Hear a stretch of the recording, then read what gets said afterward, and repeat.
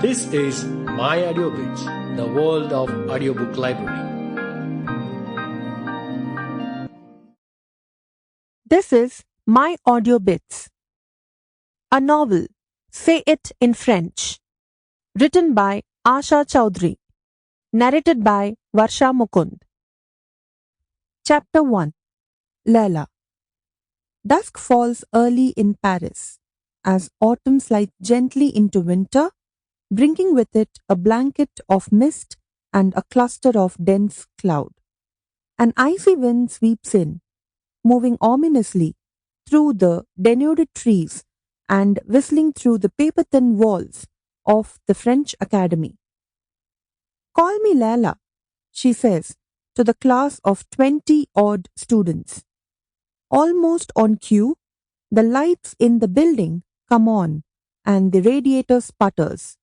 The room turns warmer, taking the edge off the cold vibes she is receiving from this class of foreigners.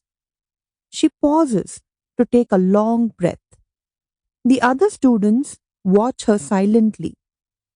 The professor steps into the awkward moment and says gently, "Je m'appelle Leila." That's how you would say it in French. "I call myself Leila Gomes." She repeats the unfamiliar words slowly. "So, what do you do, Leila?" he asks. Her mind suddenly goes blank.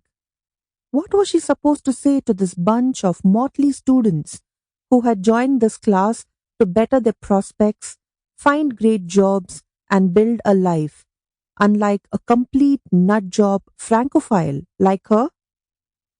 "I used to be a writer for a magazine called India Couture in Hyderabad, India. I notice you used the phrase 'used to be,' so what do you now?" "I am a blogger, writer, Instagrammer, influencer."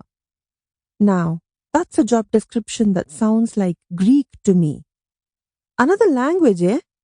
laughs the professor, and the class joins in because it is the polite thing to do. "Why are you learning French?" he urges her on as he scans his list of students and ticks off her name. For a moment, she wonders if she should impress him with all the French cultural icons that she had thought of on the Air France flight from Hyderabad to Paris last week. The pilot had already announced the descent, but she had to be jolted awake by the flight attendant as she had been lost in reverie, trying to mentally list all things French that she loved in alphabetical order. She had started with Auguste Escoffier, Balmain, Cézanne, Dior, Éluard, Flaubert, Gauguin, Hermes, and had been planning to go up to Zola in Emily, when the flight attendant had interrupted and helped her put her seat in an upright position to get ready for landing. As the sole content writer, blogger, and social media in charge employee of celebrity designer Sudhir Somnath, Leila's job was to write about fashion trends around the world and highlight the seasonal fashion lines created by her boss. He was a generous employer, but even then, it had taken her 3 long years to save up for this trip to France and take a Parisian holiday on a shoestring budget. "I want to learn more about the culture of this great country," she says finally, but the professor is not impressed. "Mercy, Leila, you can sit down. Next student, please." As she sits down, she catches sight of herself in the window facing the light.